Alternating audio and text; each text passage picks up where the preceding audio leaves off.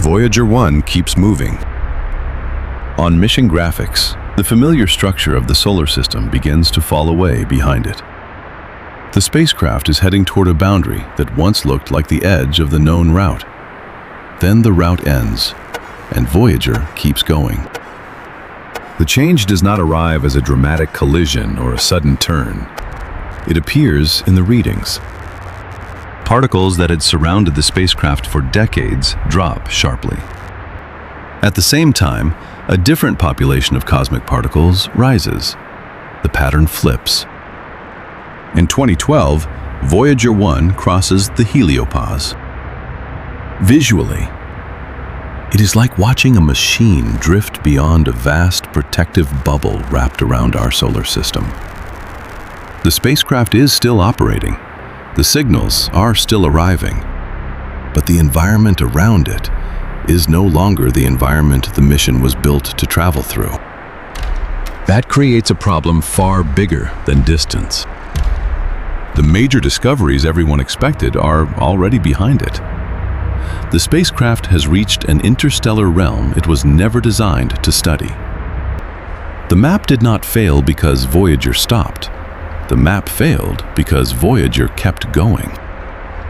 Every assumption tied to life inside that protective bubble suddenly has less certainty attached to it.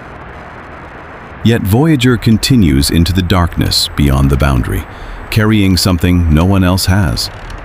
Humanity has only one direct observer operating out there, and now the original roadmap is no longer enough.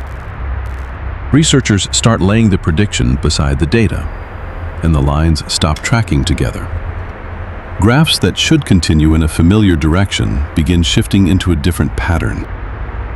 Using plasma wave measurements, scientists estimate the density of material around Voyager 1. The result comes back higher than any earlier theoretical models had suggested. Direct observation wins, and the comfortable explanations collapse. Crossing the boundary was supposed to reduce uncertainty. Instead, uncertainty grows. Then Voyager 1 detects a plasma wave. Later, it detects another. Then, another. These waves, triggered by distant solar storms crashing into the interstellar medium, act like a cosmic sonar. Each event gives scientists a new chance to measure the dense environment surrounding the spacecraft. This time, the readings do not pull apart. They line up with remarkable consistency. For the first time since confidence started slipping, the interstellar environment appears to be settling into focus. The spacecraft is not just moving through interstellar space, it is measuring it. But just as the outside world begins to make sense, the observer itself introduces a new uncertainty. Telemetry starts arriving from Voyager 1. At first glance, it looks routine. Then engineers notice something impossible. The spacecraft continues collecting science data and responding to commands. Yet, its attitude, articulation, and control system suddenly begins sending telemetry through a computer chip that died decades ago. The data arriving on Earth turns into a corrupted, unreadable loop of gibberish. The contradiction sits in plain sight.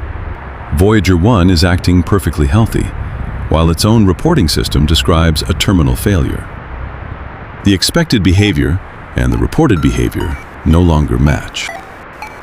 Automatic trust disappears. Engineers are forced to decrypt the spacecraft's true condition by analyzing raw radio signals rather than accepting its data at face value. Understanding Voyager 1 becomes a psychological puzzle. Reliable exploration depends on reliable observers. And now, Voyager 1 has become a source of information that must constantly be interrogated before it can be trusted. Then, the real decay begins. Engineers shut down another system, not because the mission is over, but because there is less power available than there was before. Another component is sacrificed.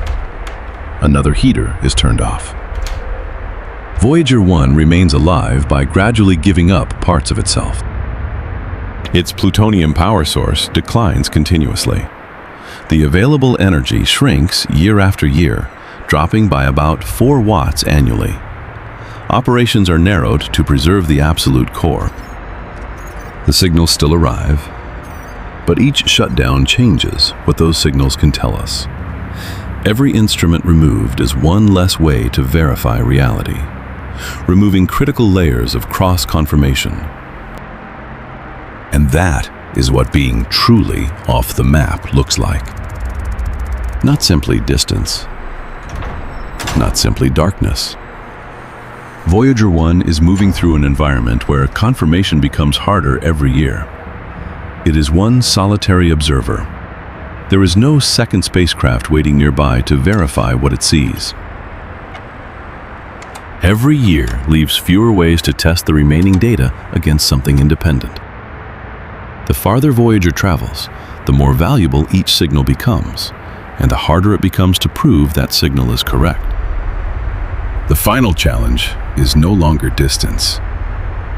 It is verification. Trust becomes the resource that is running out.